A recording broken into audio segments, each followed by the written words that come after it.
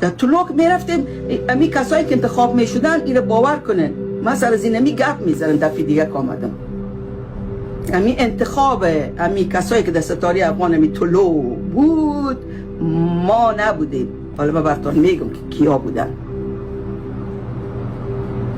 اکثر پیش میگه که داخل ما باید انتخاب میکردیم. ما 4 تا داور باید در اتاق میششتیم. همگی میامدن در بالای سر ما.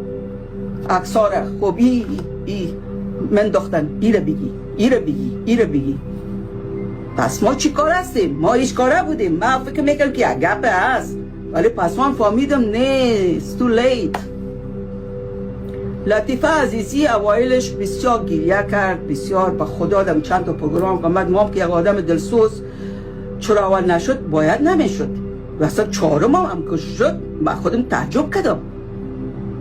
او ببین پیسه‌دارایی که در افغانستان بودن اینا یک دفعی می آمدن به طلوع 40 50 60 هزار دلار میدادن، میگفتن اینی اول است.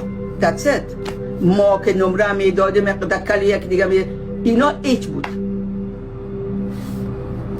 It's true. انتخاب خود طلوع بود، از ما نبود. ما که بیفتم اینی خوب است اینی را بگیر. نه اونو قیس الفت بود و امروز ما کار میکردن و دیگیش بود و دیگیش اینا. آقای شادکام بسیار مرد میربان.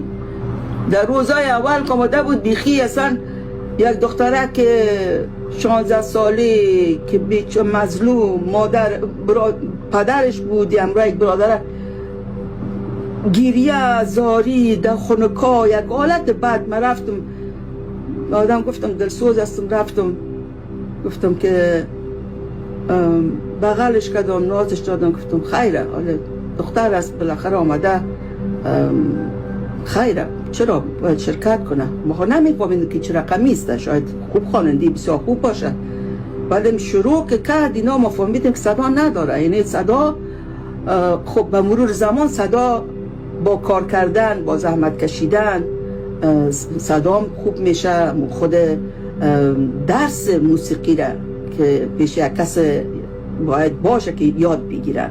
حالا که همه چی اینترنت است میتونن راحت برن یاد بگیرن. اینا در اون وقتی گپا نبود در افغانستان. مثلا باید پیش یک استاد میشیشتن کار میگه، ولی اینا از کنج خانه خود میامدن مثلا اینا. ولی خوب چون دختر بودن اینا یک دفعی دختر آساستا شد یک رقم لطیفه. یعنی مویا یک دفعی بالا شد، این چادر و از این چیزایی که دمونجا دیگه این لبسرینی آرایش. من میفتم لباسم بود به مو سن سالت بپوش.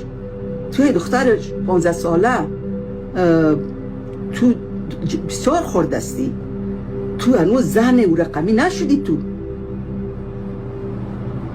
تو فیشنا بود و لبسرینا بود و اینا بود که به اصطلاح نظر به سن سالش اونمو بود که یک لنگوزر صبح میامد پشتش، یک لنگوزر شب میامد پیشش. ما بیچارا که جان میکردیم هیچ.